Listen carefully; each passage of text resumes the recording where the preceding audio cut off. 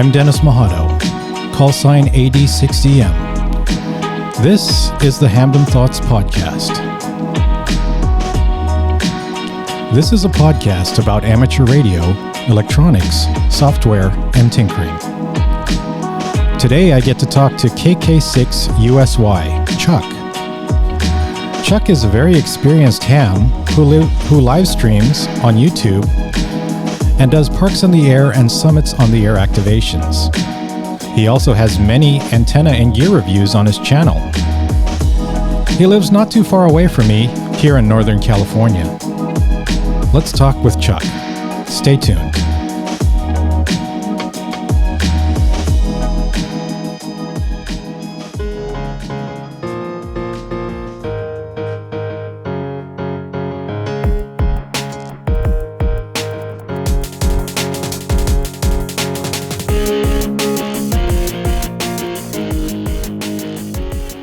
Hey Chuck, thanks for being on the show. How you doing?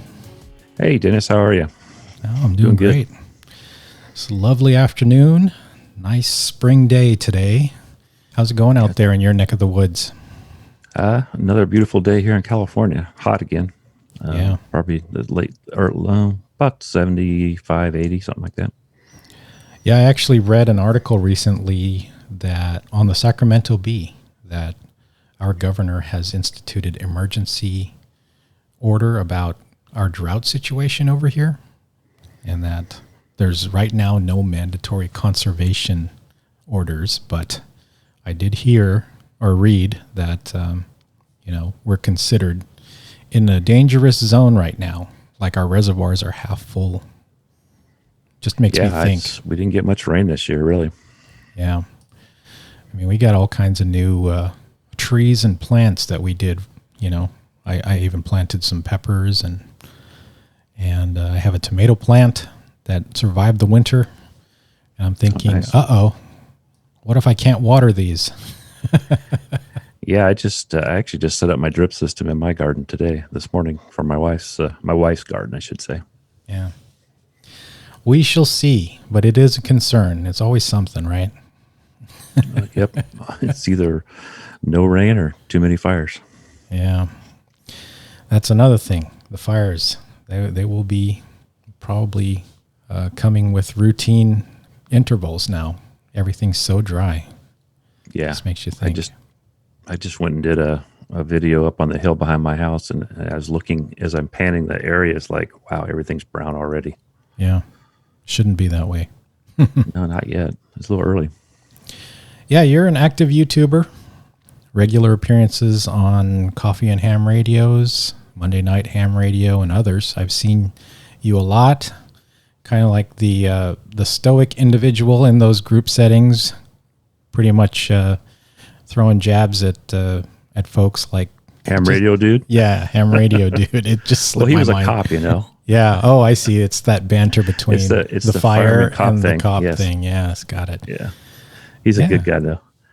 Definitely know your stuff, or I get that impression because even Ham Radio Dude said that you will tell him something, and then much later he'll try a totally different way and it won't work, and then he'll say, "Yeah, Chuck told me to do it this way, and I'm doing it this way now."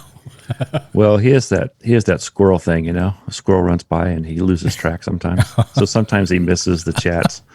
I've been really busy in YouTube. I mean, I just started. It's in fact 2 days from now is my first year. The 13th is my first year anniversary of my first video. Congratulations! Thanks. That's great. 1 year of YouTube, but it looks by your channel that you've been on for a while longer than that. I got 70 videos, I think, as of right now. That's a lot. That's quite a bit. I've done almost every Monday night ham radio on the YouTubers Bunch thing. Nice. I missed a few, but and then I try to make those up on a Thursday night. Yep. You have 2.25K subscribers at this point. Probably someone will be listening to this podcast much later and be like, "That's it? He's a popular YouTuber. Why is But yeah, you have a lot of gear reviews on there. And I remember one in particular, I think it was a Monday Night Ham Radio, where you talked about your tower, and everyone else was like, whoa, wish I had a tower like that. And you were saying, well, it took me a long time to get that going.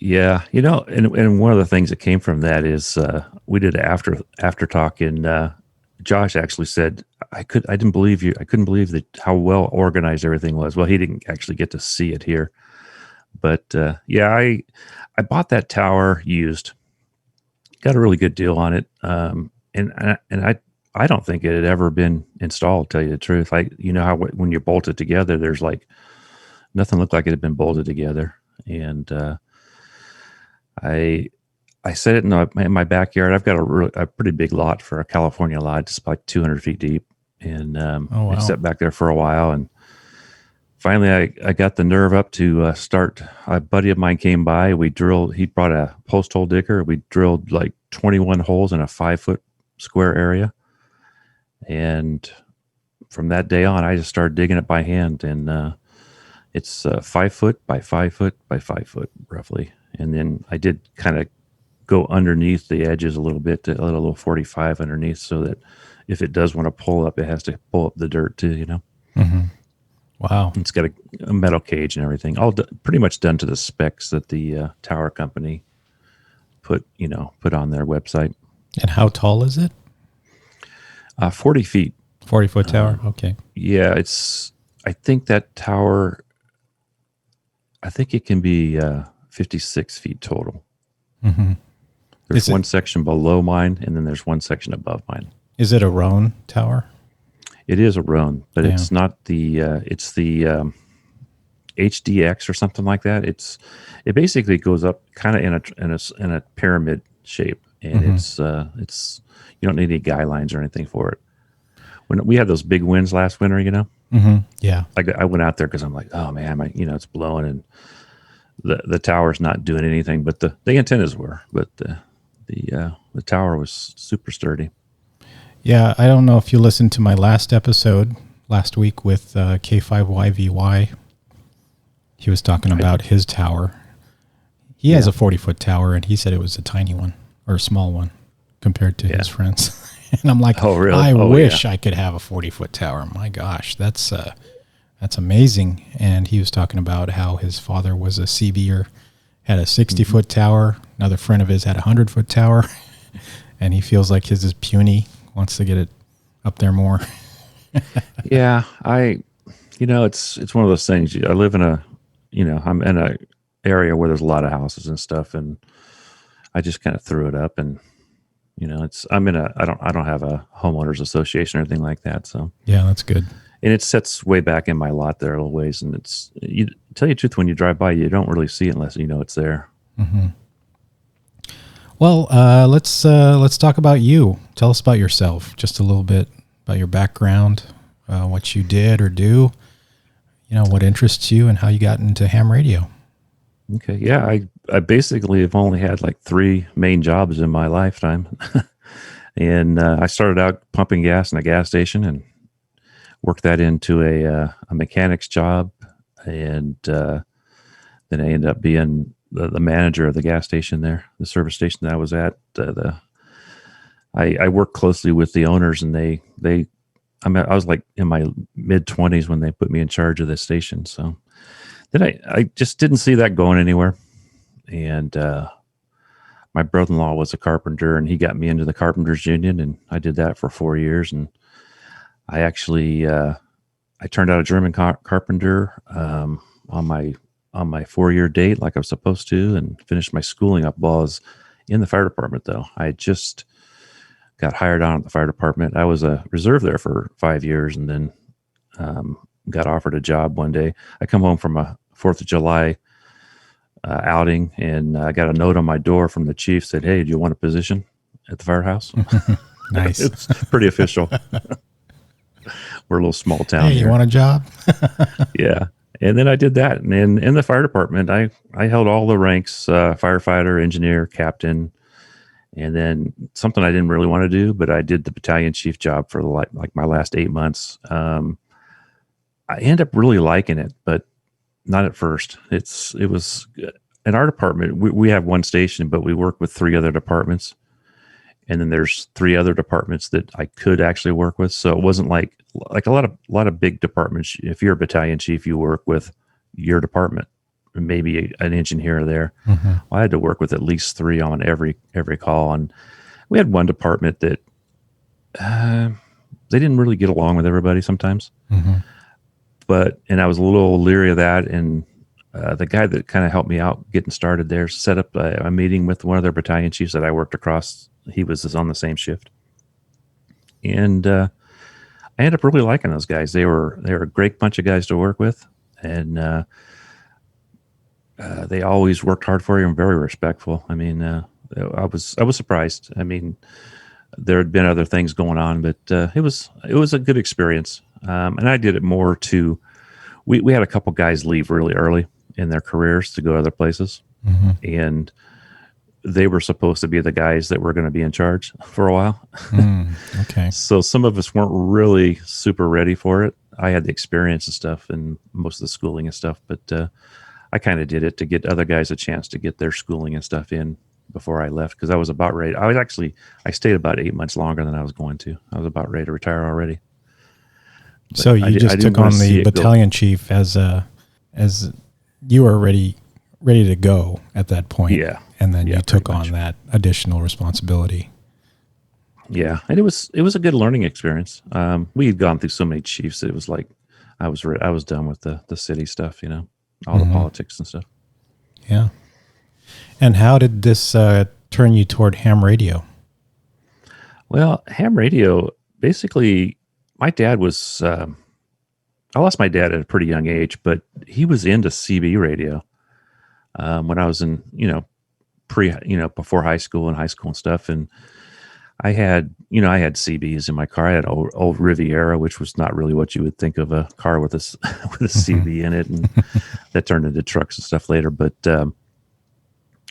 I was over at my mom's house years later, and I was cleaning stuff up with her, and I found my dad's old radios, and I'm going to get these things up and working. And I just got hooked, started doing that. Then the bands kind of died. I was pretty adamant that I'm not going to do the ham radio thing. And then I kind of got hooked with the CB and got into, DXing and stuff. I talked into Australia with a stock CB with a good antenna, of course. Wow. But,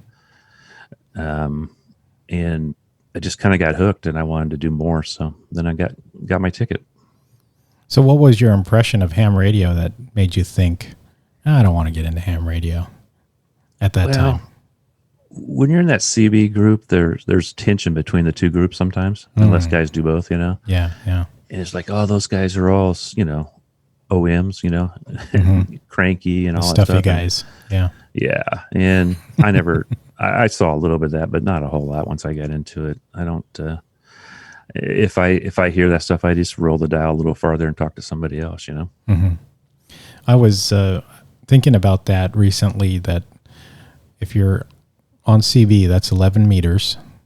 And I never really thought about the seasonal nature of CB, just like the cycles of ham radio, because I guess CB was always, to me, something that was short range.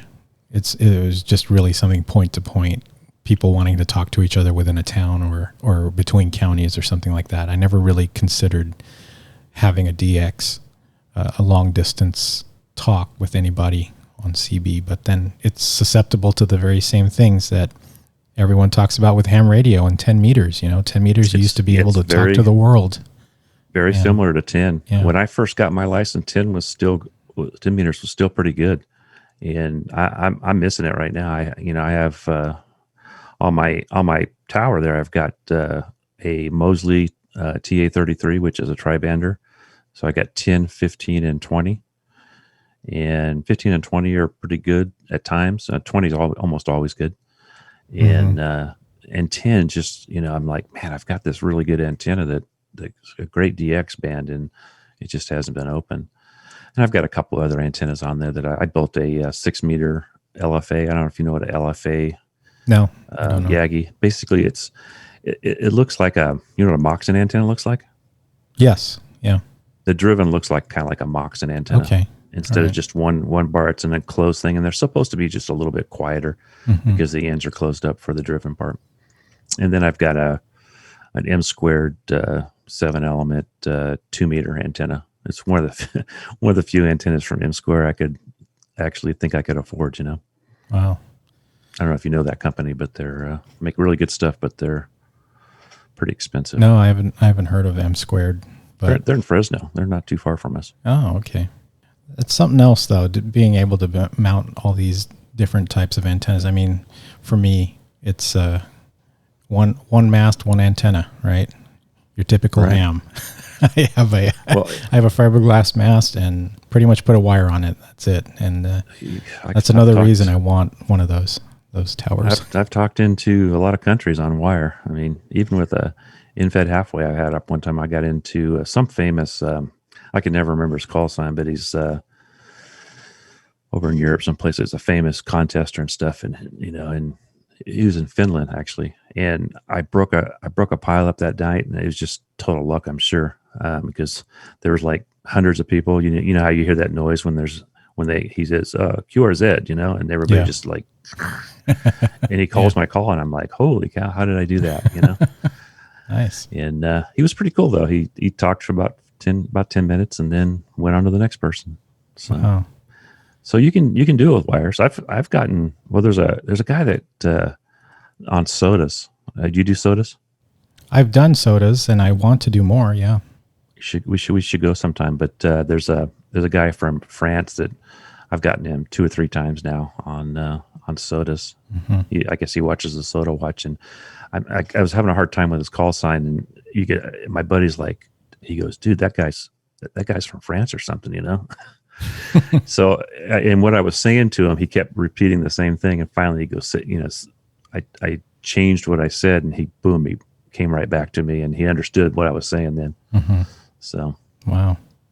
So speaking of which, my next question is, what are your favorite activities? What do you like to do most? And I know that even on your channel, you've talked about SOTA, Summits on the Air and mm-hmm. Parks on the Air, but what are the things that you like to do in ham radio? In ham radio, well, what I really want to do one of these days is kind of like Rob 742 back east there, and I want to do a motorcycle, get out on my street bike and go. Probably on that, I would probably do a POTA, and go out and do that. I love motorcycle riding, camping, and all that stuff, and. One of the most enjoyable things I do is just going camping someplace and throwing a wire up or whatever, and getting on the radio. I went to Colorado a couple of years ago and had a couple of buddies in San Diego that I use them kind of as a sounding board when I go out and test stuff. Mm-hmm. And I had my DX Commander with me that year, and it was great. I could talk to those guys and had my little 6-meter hex beam with me and talked a little 6-meter while I was out there and stuff like that. And I've got this little box trailer that it's perfect because I can go in there. My wife can sleep in, and I can go out in the box trailer and talk to the world. Hopefully. Yeah.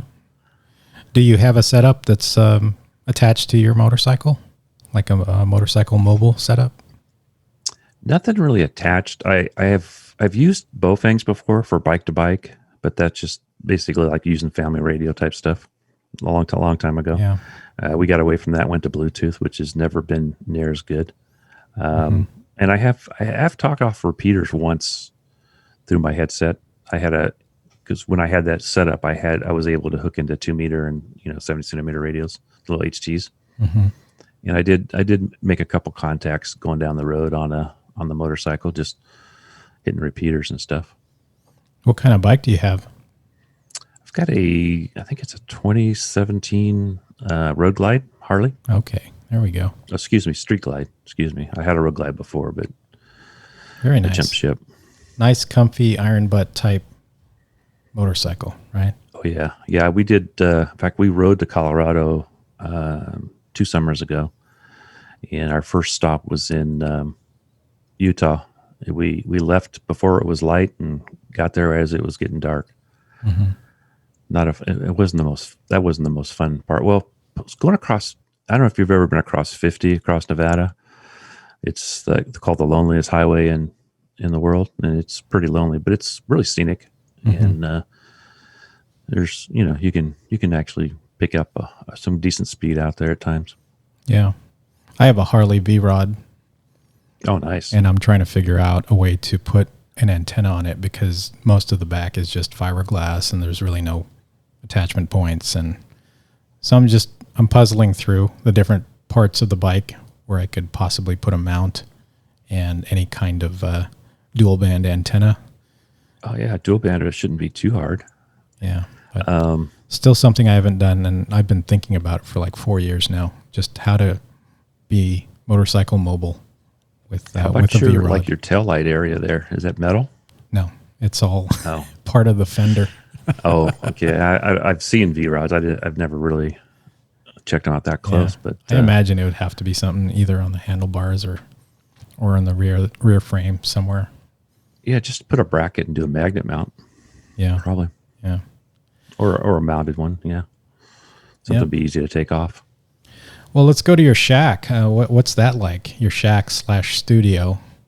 Yeah, that's pretty much what it is. It's always evolving. I just built a new work. The desk I had like about a 26-inch deep top on it, and I just put like a 36-inch deep by 5 foot wide, so I can put my radios on and still have room in front, and then I have a little board for the keyboard down below, which is a little bit too low for me. But and then for antennas, yeah, I told you about the ones on the thing. I've got an 80 meter doublet and a 40 meter half square, and the half square is interesting antenna. I don't know if you know much about them, but it's basically two verticals and on the ends, and then a dipole across the top there. And I've actually seen that thing. My doublet works really well most of the time, and I've seen that thing 3 or 4 S units better into South America. Mm-hmm. But to San Diego, it's a couple S units less, so because it's the distance, the way it takes off. Mm-hmm. And then my main radio is a Yaesu FTDX 3000. That was my second or third radio I've had. I had a TR or a TS 430S as a first radio that I paid $100 for my buddy.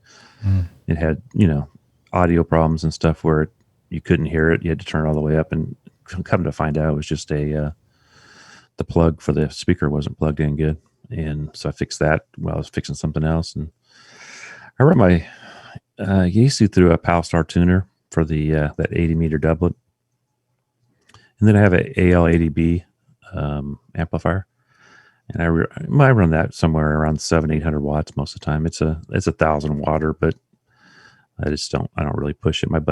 I got a good ham who's like my Elmer, and he was a kind of online guy, but he says run that thing at 700, the tube will last forever. So just under its full capacity, so you just preserve the overall performance of it.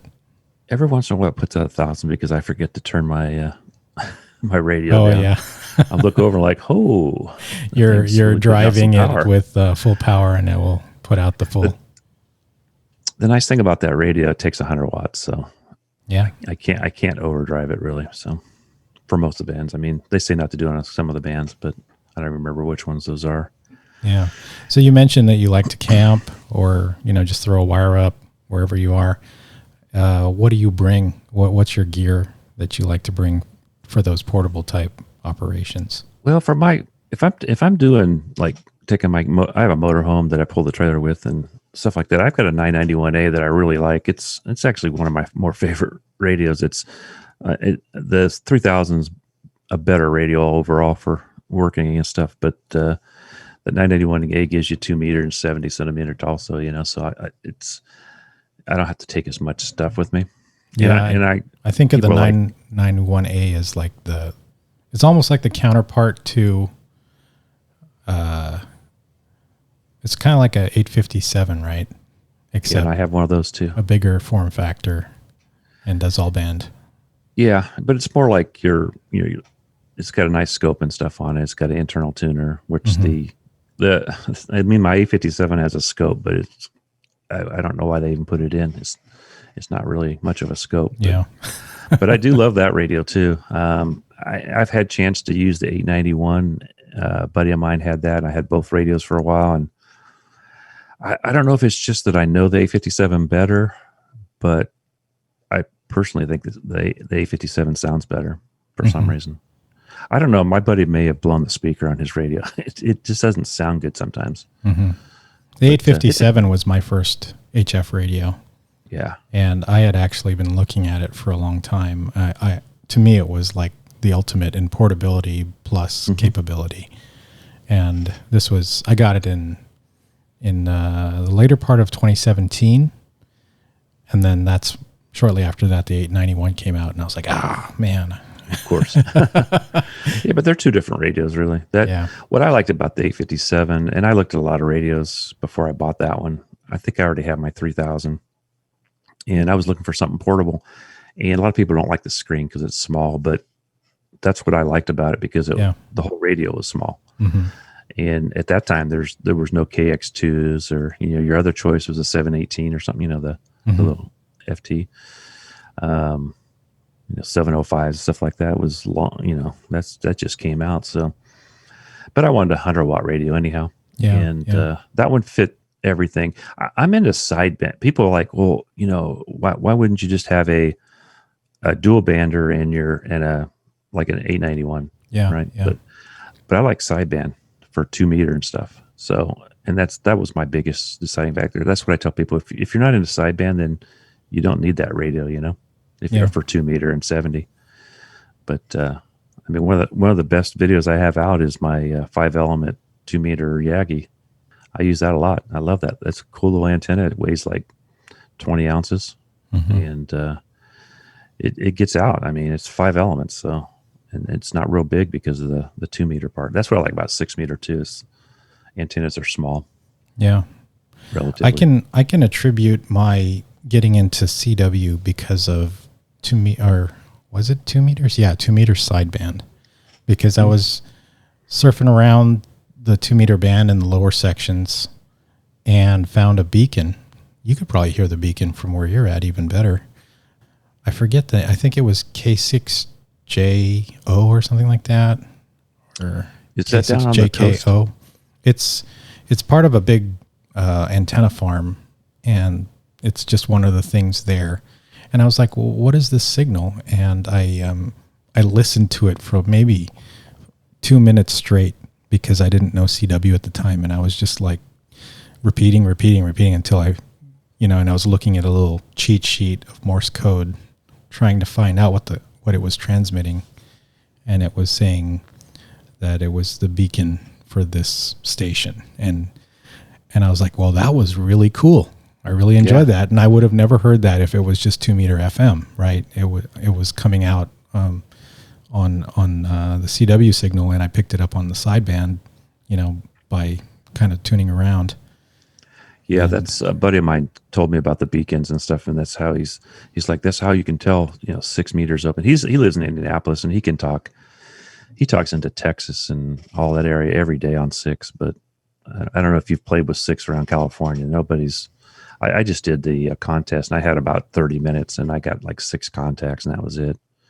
Yeah. Nothing of any real distance. My last podcast episode that I only had I have a handful of 6 meter contacts, more 10 meter than 6 meter. But yeah, it's pretty dead for me. Yeah, it's there though, because one of the things you can try is you ever heard of the BozoNet? Yes, actually I have. The guy that owns M Squared Antennas actually runs that net, Mike. Oh, okay. And they do 2 and 6 on Wednesdays, and they do 2 meter on Sundays. And if you have any kind of antennas for that stuff, you could try that. Yeah. You're in an area that probably you're not surrounded by hills and stuff, are you? We're pretty much in the valley, so anything you might actually do really well get. on that. I don't. I've got pretty good sized hills right around me, and when I'm talking to Mike on 2, I'm pointed totally at the direction I shouldn't be pointed, and just bouncing off. He goes, yeah, it'll bounce off the hills and stuff. And it's wherever I can catch it. And then he's in and out, and it's But if I go up on the hill behind my house where I went this week for a 6 meter, he asked me, what antenna are you using tonight? And I'm like, I go, I'm just up on a hill. It's just I have a better view. That's all. I found it. I made a blog post a long time ago with that beacon. It's KJ6KO. Mm-hmm. I actually have a recording of it. I'll play it real quick here.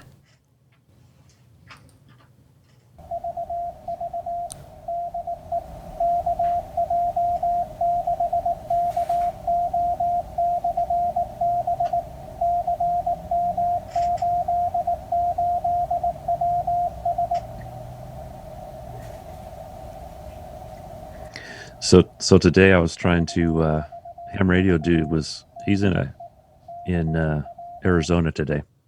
Yeah. It was kind of a secret, but him and Charlie went out and they were doing CW, and I'm sitting here and I don't know CW, but I can send my call and my radio will actually decode. So I'm saying, well, that's them, He had such a pileup. I didn't know when to cut in. Wow. And then I get a phone call and I start talking to my buddy and then all of a sudden I listen to my radio and they're gone. They finished. Wow. So I missed them. Super quick. I missed them both. Yeah. That recording I just played, it was, for those who don't know CW among my listeners, it was just saying VVV, which is like test in a beacon mode, DE KJ6KO/B, and then it says it's grid Maidenhead grid square, CM88WS, which is north of us, a little bit north of us. I don't remember exactly where that is. So fascinating. That was 2 meter, you said, right? 2 meter sideband, yeah. I'll have to look. I wrote it down so I can look it up And see if I can hear it. My dial was set to 144.282 megahertz. And it was probably inaccurate because it was sideband. But yeah, I'm trying to see where that is in Maiden. It's kind of north of Lake Berryessa in California. Oh, yes. That's not very far from me at all. Berryessa is like an hour from me. Yeah. Well, an hour to drive. It's probably not that far in air miles. But I'll have to check that one out. Fascinating. That just opened my eyes to like the coolness of CW because I spent so much effort to decode it that I was invested after that. That was good you could do that. I mean, it's even when I hear the DAWs and DITs, sometimes I can't tell which is which. Yeah.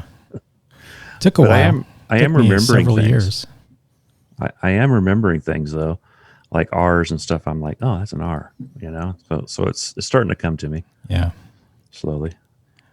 Well, let's talk about your YouTube channel. Before I ask you about it, I wanted to play the intro to your channel because I really like it. Sounds cool. Okay. Here, let's give that a listen.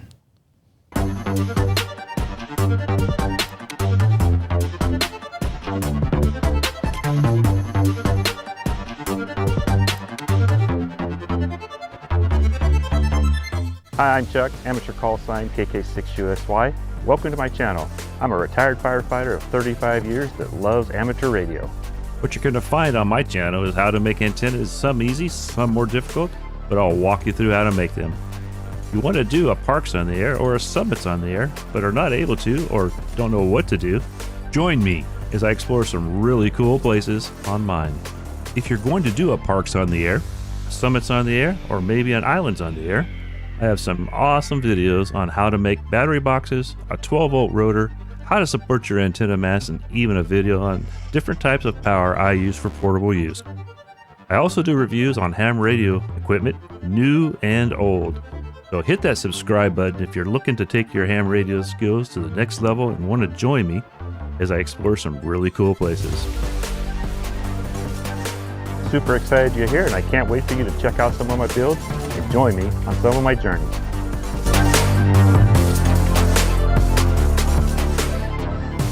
Very cool intro there, Chuck.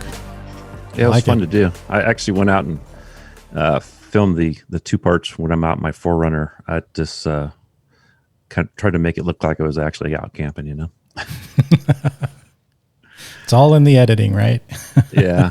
It took me longer to do that part than anything else. It was, then the ranger drives up right as I'm there. I go, is it cool if I'm over there in the dirt? And he's like, oh yeah, don't worry about it. Yeah. So tell us, why did you get into YouTubing about ham radio? Well, I got a couple reasons. First of all, a good friend of mine that used to live next door to me, and he's since moved up to Sacramento, but he's been trying to get me to do YouTube videos for a long time, and I've been resistant. And he's like, "Well, you have a lot to offer to people, and on your builds and stuff like that." And so I was like, I kept thinking about it and just never wanted. I didn't have confidence in myself to actually put it out. I'm not I think I told you earlier, I'm not a real computer person. So, and then came Josh Nass, Ham Radio Crash Course. And, HRCC. I was on his face. Yep. Yeah, I was on his Facebook feed there, and he was getting the Mount Pacifico soda trip going, and I'd always wanted to do sodas, and I'm thinking, well, I think I'll try to do this. So I go on this trip, and I didn't realize that I knew Josh was YouTuber, and then Jason, Ham Radio 2.0 was going to be there. And I knew those two guys, but it ended up being like 6 or 7 of the guys out of the 9 were all YouTubers. And I come back from this YouTube for this Mount Pacifico soda, and these guys are putting out all these videos, and I had like 5 or 6 pictures of them on my phone. I was like, wow, that's pretty cool, because you're actually there seeing it, and then you see what these guys do with it later. And I was like, I think I could do that, Mm-hmm. And that's how I got started. It was my first video, which was my link dipole. When I started recording it, my mouth opened and nothing came out.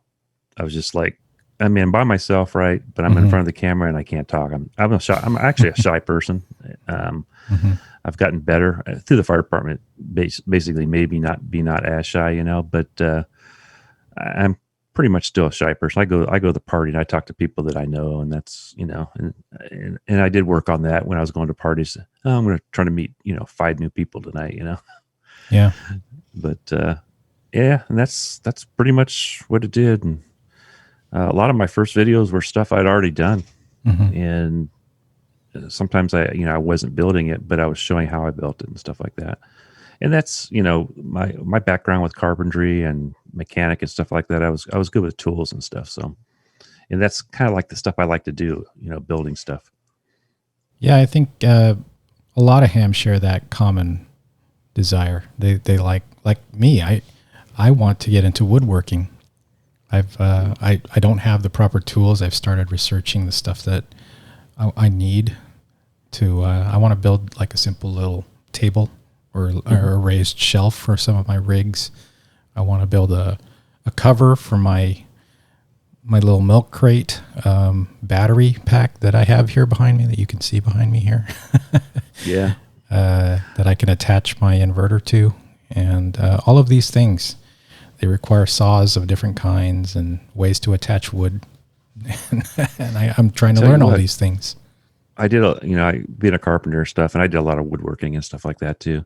And a good skill saw and a straight edge, you can do a lot. Mm-hmm. Yeah. And maybe a jigsaw or something like that if you're getting into holes and stuff. Yeah. Got to look into that, and yet more gear to be getting. Oh yeah, well yeah, that's the thing, huh? Isn't it? I just ordered some new gear. My wife wasn't. She was okay with it until she goes, "I thought you said it was this price." I'm like, "No, that was the old obsolete stuff. Was that price?" Yeah. She gives me the eye roll, and that's all she said. She's pretty cool.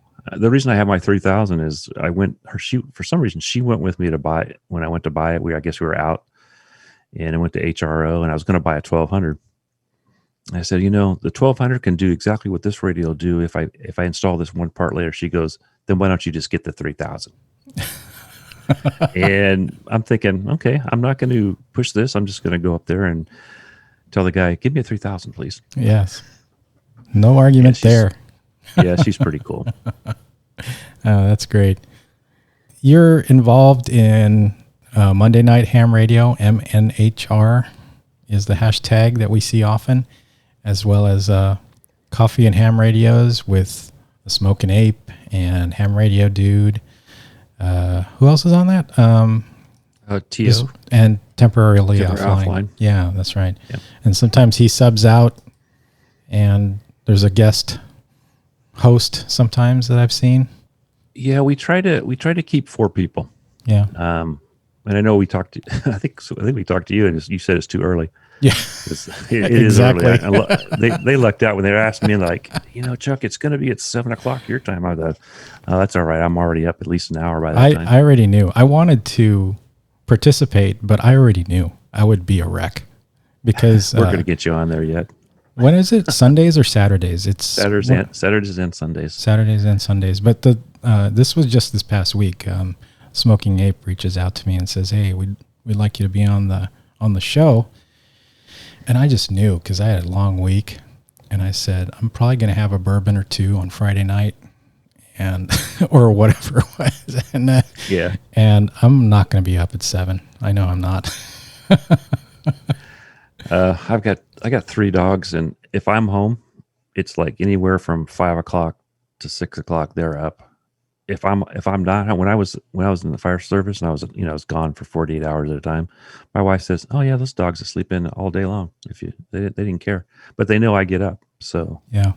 they're not dumb. They figure it out. So yeah, those guys have been really awesome.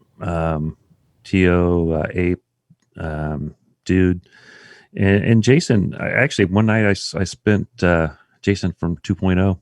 We got done with a stream one night, and I just picked his brain one night on how do I do this, how do I do that, because those guys have all been doing this. I mean, Jason's like 5 or 6. I think he just passed 6 years, and Ape's been doing this for a long time. And like for my audio, I'm trying to get my audio to work, and I'm talking to Smoking Ape, and I'm saying, I've got to almost eat my mic to get any volume out of it. He goes, "Oh, you need this and this," and so I bought those 2 things, and it's been pretty good since then. And I don't have any mixers or anything like that, so I'm not adding a bunch of stuff. I've the mic I'm using right now is the mic I use on my 3000. So I just switch it back and forth. And every once in a while I get on the live stream and I start talking, and it's like, how come I don't have any? Oh yeah, I'm still hooked up to the radio.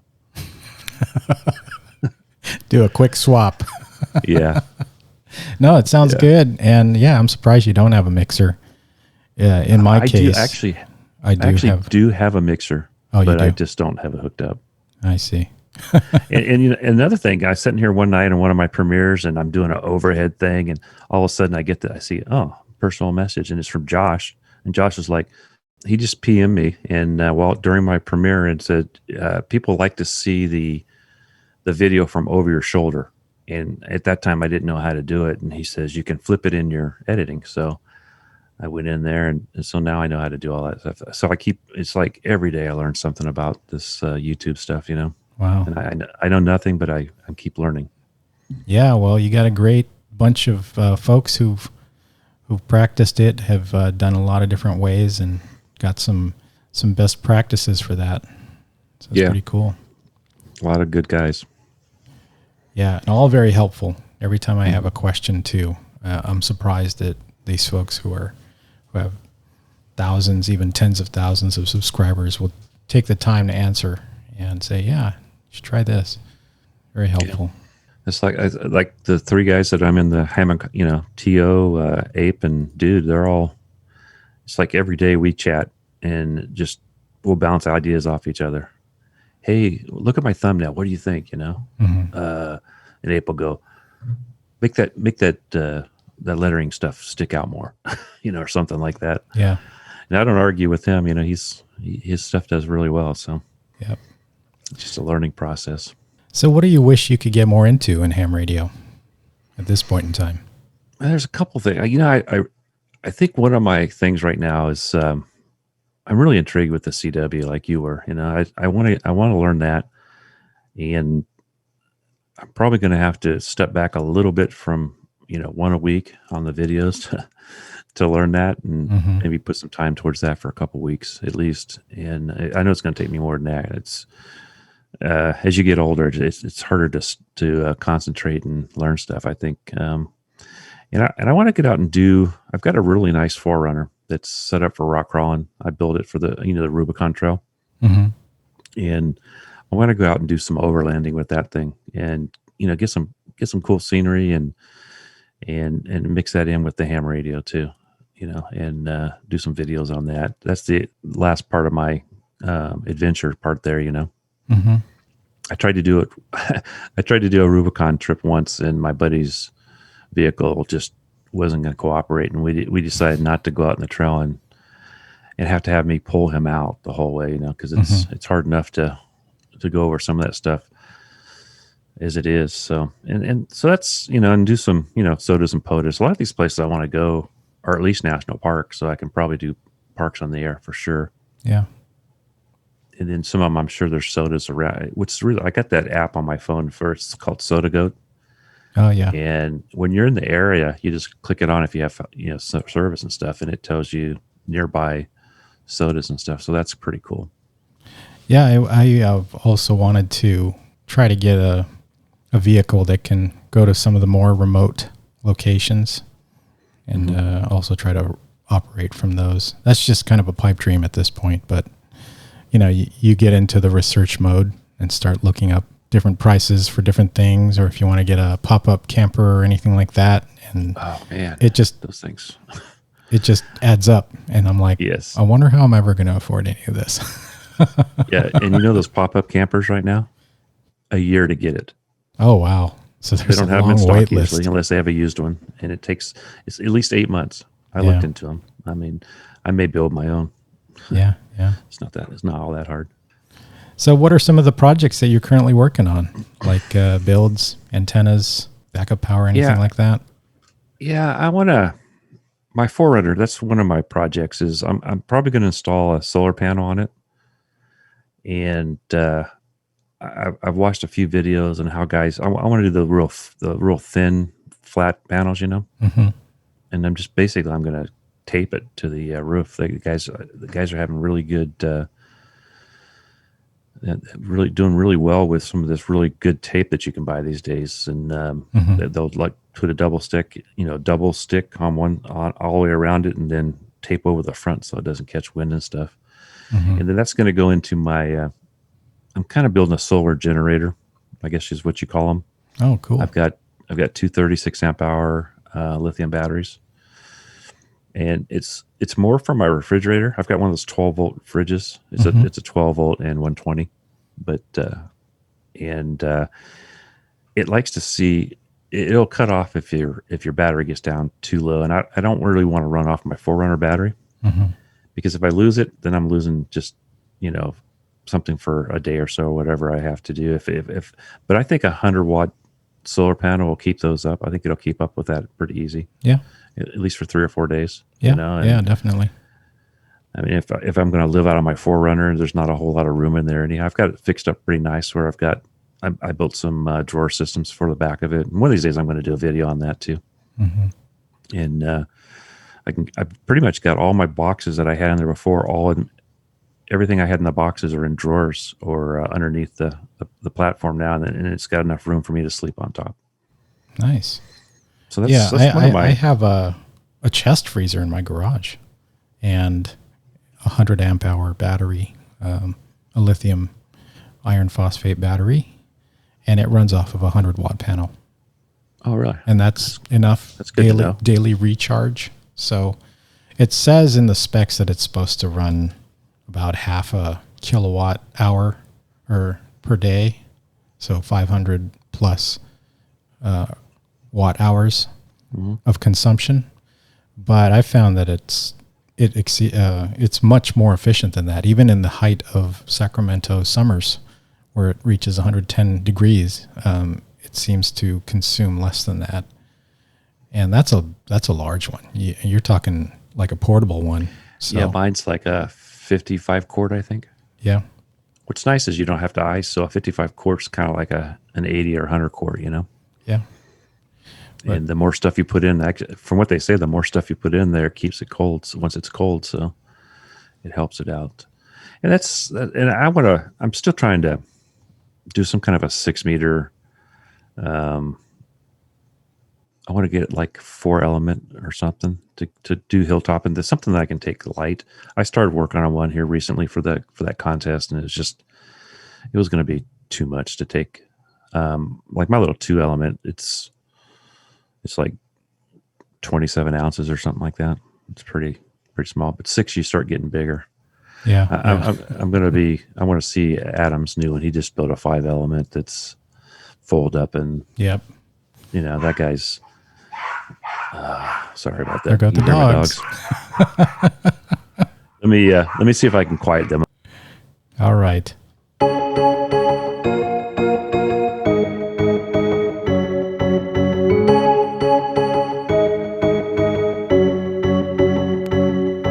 We're doing so good with them not barking. I couldn't believe it. So then, I don't think my wife came. Usually that's when my wife comes home, but it's she might be home early today. Who knows?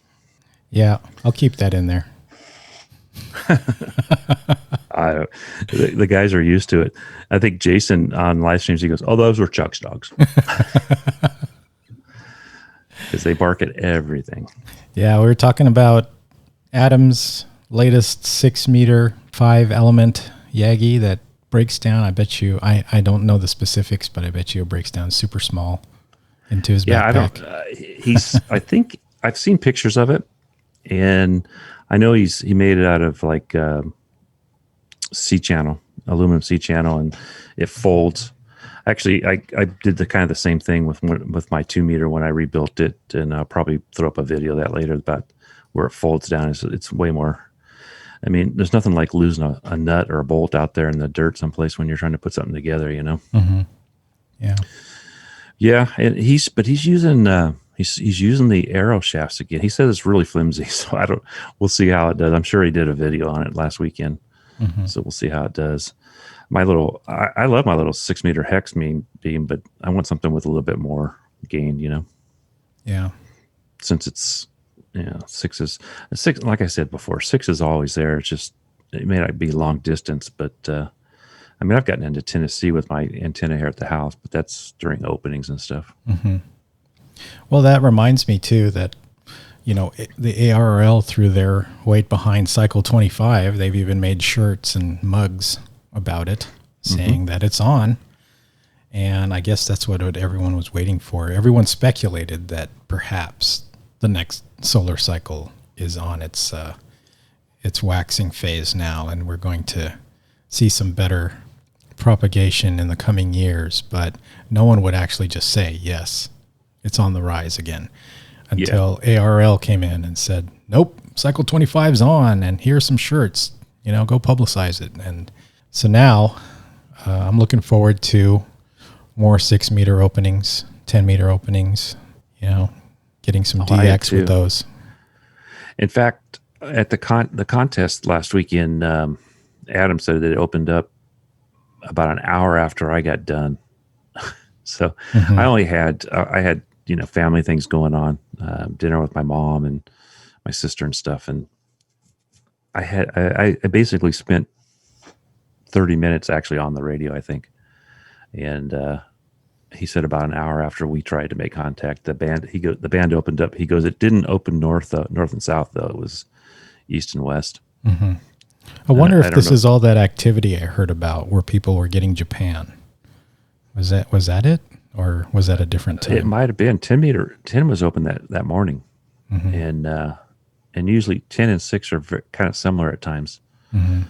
My buddies always told me 6 is really good at right as the sun comes up, right as you start getting light. Well, I guess I'm not going on 6 then. No, you probably won't ever get on. No, I'm just kidding. Actually, it's when it opens up though, it's like any time of the day, and it might be for 5 minutes, and it is one of the weirdest bands because you'll sit there and talk to somebody, and then all of a sudden he's just gone. Yeah, he just shuts down. My next question are: who are your ham radio Elmers or ham heroes? Well, I've got a buddy that I met online. I get on this, it's called Worldwide DX. It's a site, and it's actually one of the few sites where the ham radio people and the CB people actually kind of get along most of the time. But my buddy Gary, W9FMB, I've learned more from that guy, and he's probably forgot more than I'll ever learn. Wow. But I don't know that he forgets much, because I'll mention something and he's like, all of a sudden he'll be popping all these links up for me, you know. I don't know where he keeps all this stuff, and I don't know how he finds it so fast because I'm not that organized. And when I get ready to build something, I'm always like, hey, Gary, what do you think about this? You don't want to do that, but try it this way, you know. And then I go off and I build it. And he's been a great deal. And the other guys, you know, I like the Ape, the Smoking Ape, T.O., you know, Temporary Offline, and Ham Radio Dude. Those guys have been great also. We've all been in the radio, ham radio about the same time, but we all, each of us know different things better than the other, you know. Like T.O.'s, they're all better with computers than I am, but T.O.'s like, you know, he's building computers and stuff. Oh, yeah. He's into that stuff, and same with Ape. And I could never imagine desoldering an old board like T.O. does on some of his streams. Man. I mean, that would me either. I would pull my hair out just how long it would take to do something like that, and then having to put all those different little components new back into the board and fire it up. And what if it doesn't turn on? Like after all that effort, you know, that's beyond my tolerance level. Yeah, me too. And then the other guy is Adam. You know. Oh yeah. Adam and I are the two guys in the YouTubers bunch that build antennas on a regular basis. And it's like, it's almost every once in a while, it's like, well, I'm going to make this one. Well, so am I, you know? And so every once in a while, Adam and I'll get on and we'll start chatting on one of the Discords, you know, and what do you think of this? And he goes, no, don't do that. And he's way more technical than I am. Oh yeah. I'm gonna put it together, and he's made me make my stuff nicer now because you know how he's Mr. Meticulous. Yeah, he's very refined in what he does, and I know it's after a lot of trial and error. He's talked about how, you know, he spends a lot of time figuring that stuff out before he actually shares it. But when you see his videos, they're just like, it just seems like he just kind of whipped this thing together, and it's so polished and beautiful. Yeah, and I think he doesn't do as many videos, but when he does them, he puts a lot of time into it, I think. Yeah. I did one day in like a couple hours, and it was okay, you know. But it was just something I wanted to put out there, and I actually put it out. I go, this is for my reference later. If you guys like it, that's great, you know. Because I'm going to forget how to do this one day. That's the motivator. I'm gonna go back and look at it for a lot of people. A lot of people will put up a video that turns out to be super useful to the whole ham community, but they just put it up there because I just wanted to document what I did so I can remember later, or because I like this, and turns out to be something that a lot of people catch on to, which is cool. Yeah, that's a lot about what my channel is. I know how it is to be that new person in ham radio, and I mean, I was still in CB, and they're like, "What is this 10 meter stuff they're talking about?" You know, I didn't even know CB was 11 meter at the time, right? It's a CB band, you know, and it was just like, there they go again. It's fine. It was just, to me, it's a good way to help people, you know. Like I've even had hams that have been hams for a long time go, hey, you know, I never thought of doing it that way, type thing. You know, I get emails all the time. Yeah, and it's just stuff like that. And one of the nicest emails I got was just a couple of days ago. The guy, he wants to make that 5-element Yagi for 2 meter, and him and his wife are both hams. And he goes, I really like your videos because they're so easy to follow. And I say, well, that's because I'm kind of a simple guy, and I just try to do it the easiest way, and hopefully that comes across. And sometimes the only problem sometimes doing the Monday night stuff, we try to keep our videos to like 13, 14 minutes to fit the time periods. And sometimes I cut stuff out, but I don't know that people want to watch more than 15 minutes at a time, you know? Yeah. I mean, I'll get into somebody's video and I'll watch the whole thing, but then it's like, then you want to make it like 20, 29 minutes, you know? Yeah.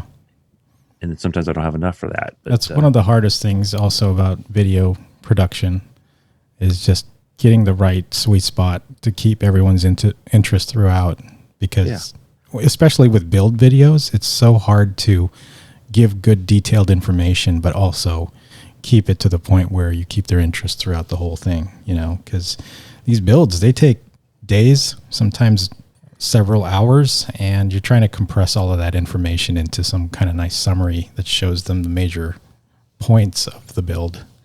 Right. It's really tough. Get just enough information where they can do it. And I still get even stuff that's in my videos. I'll get emails. Well, how do you do this? I'm like, well, if you look at like 3 minutes and 45 seconds into the video, I tell you how to do that. Mm-hmm. Yeah. And I could tell you on that better than I can tell you in an email, you know? I also rewind quite a lot, especially if I'm trying to follow along and do something that I'm watching. Didn't you build a Oh, you talked about this in your last live stream. Yeah, the MMDVM hotspot. Yes, I have a video. That's the first time I saw one of your videos, and I'm like, I love that video because that's how I learned how to make this thing. I watched you and one other guy showed how to program it. Yeah. And between the two of you guys, I was able to build this thing. I kind of glossed over the whole PyStar thing. I just said, you'll figure it out. Just go to pystar.uk or whatever it is. The build part was I loved your part of the build, and I'm like, I know that Dennis guy. I think I watched one of his videos once, Yeah, that's the thing. My channel has been around, but I haven't done a video in, I'd say, well over a year now. And I'm getting a lot of requests to do like a battery build video. Oh, yeah. I'll watch that one. But it's just, I spent quite a bit of time on the podcast already, and just getting the motivation to like redo another battery. And I've said this before, but a lot of my builds involve a lot of frustration and sweat and cursing. So it's very hard for me to actually do a how-to. Yeah, well, like my little like 2.5 ounce antenna, I built that one because I love Adam's little one that's built onto the BNC, but I looked at that and going, man, most people are not going to try and build that, right?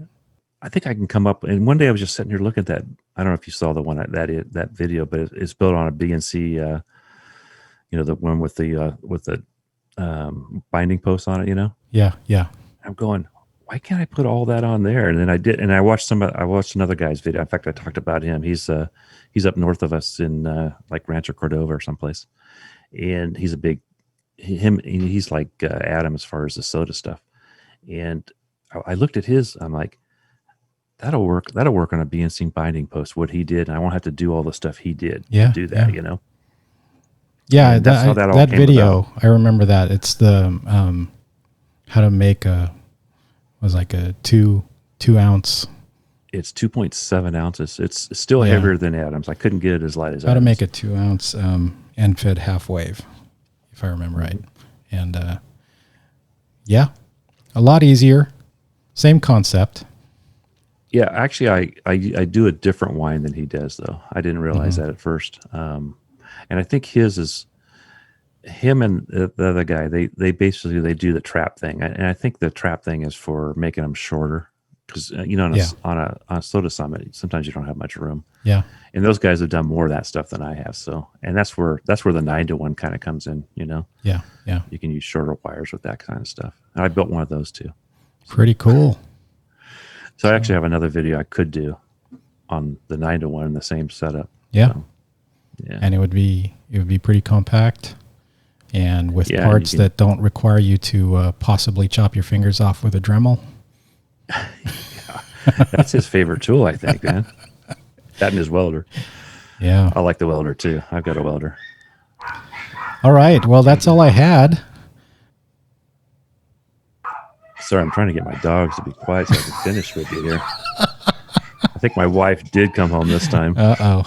If you got a couple minutes, let me pause it here. I'll pause it. Okay.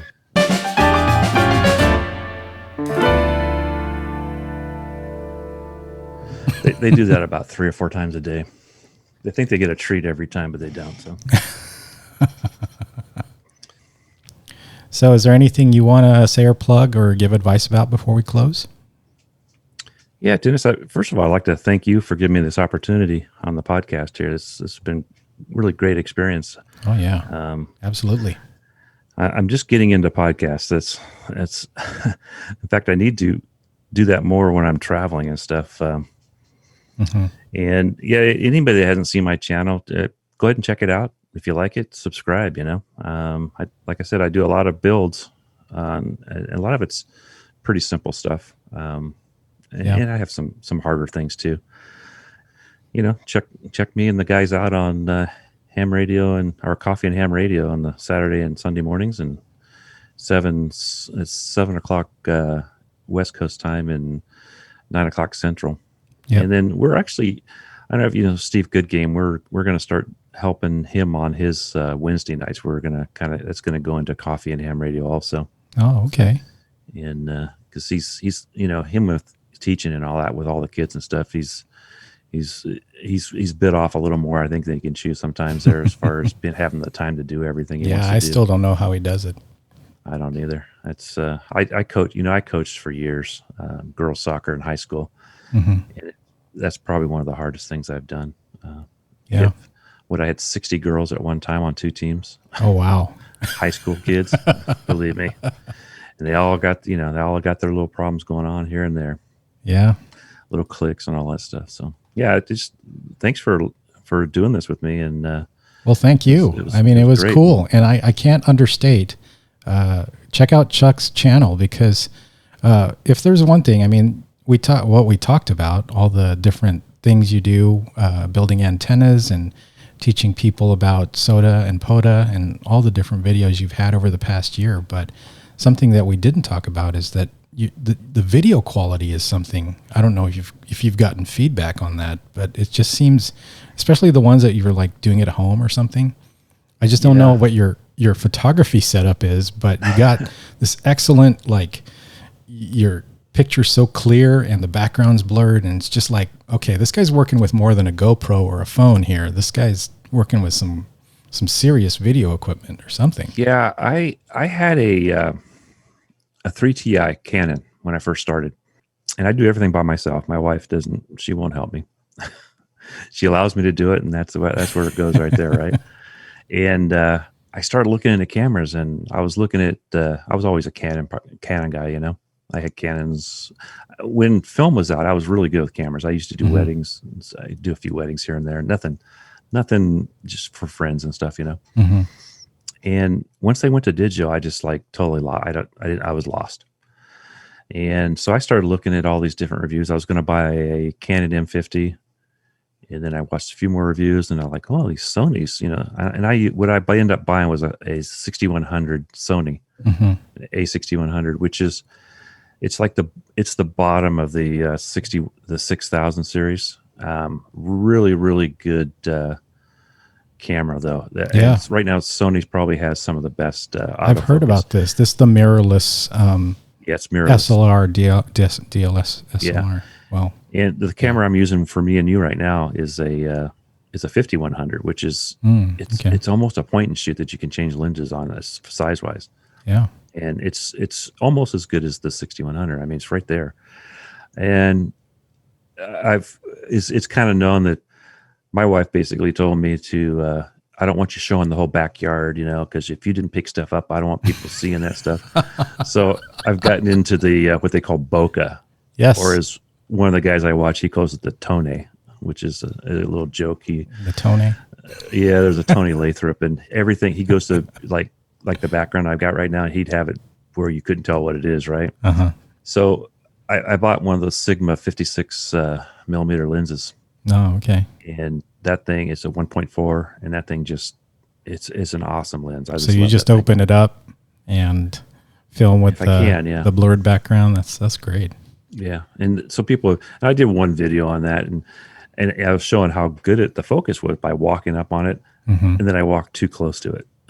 Oh, and it was out of focus. Dang it! It was the only out of focus in the whole thing. And I looked at I was going to buy an M50 Canon, and because I was, like I said, I was a big Canon person, but I didn't have any like expensive Canon lenses or anything like that. Mm-hmm. So I didn't have that. Like if I would have bought a Canon probably if I had some really expensive lenses already, because that's where the money's at. Yeah, I have heard about the 6100. And I was looking at, I think it's called this, I want to say the 6400. It's 64. But those cameras that's a whole different level for me. And I used to be into film photography, just like you. I was heavy into black and white, and I would develop it myself in the dark room and all that kind of stuff. And digital was fun initially, but then I don't know, it just kind of dropped off because I lost interest because I didn't have the associated process of making the print right anymore. And so kind of dropped off there. But looking at different cameras that people use for videos, I did land on the Sonys, and they're something else. You can tell when someone's using one because the video quality is just amazing. And I've never really done 4K.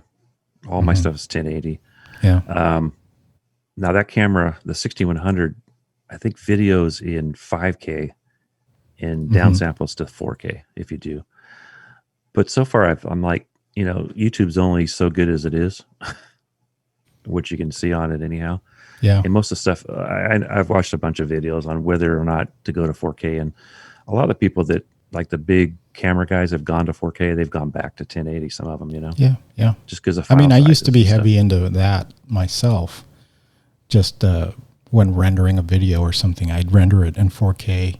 I wanted my devices, like the Osmo or whatever I was using, to record 4K 60, and then realized that I'm not even viewing it on that. My monitor is 1440, so it doesn't even display what that's doing. I mean, I know why people do it, so they could crop and they could do, equivalent resolution in smaller frames of what you've filmed. But at the same time, I mean, if you're on a soda activation, you don't need 4K 60 necessarily. No, my other camera I use is a DJI Osmos Action.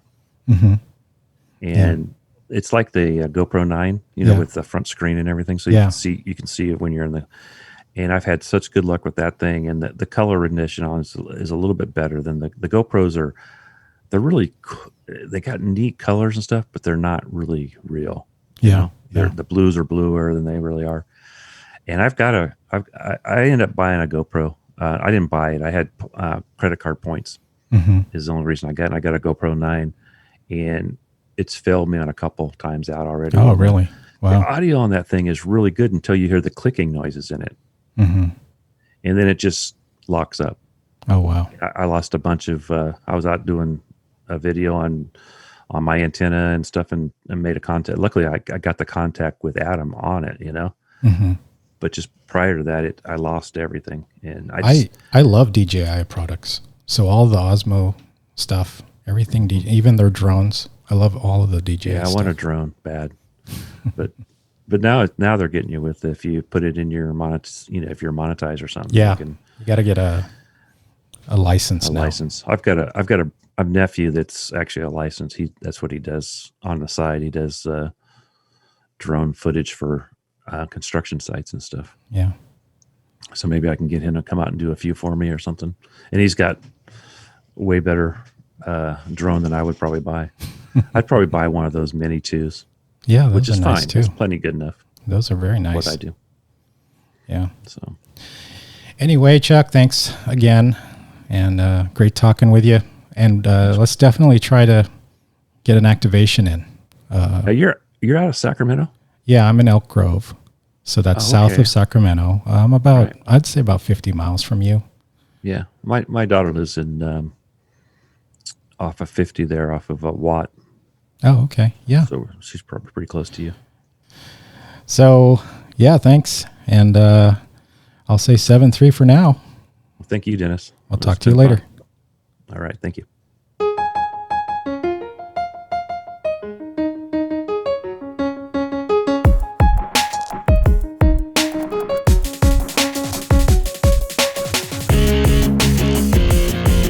You've been listening to Hamden Thoughts by 8060M.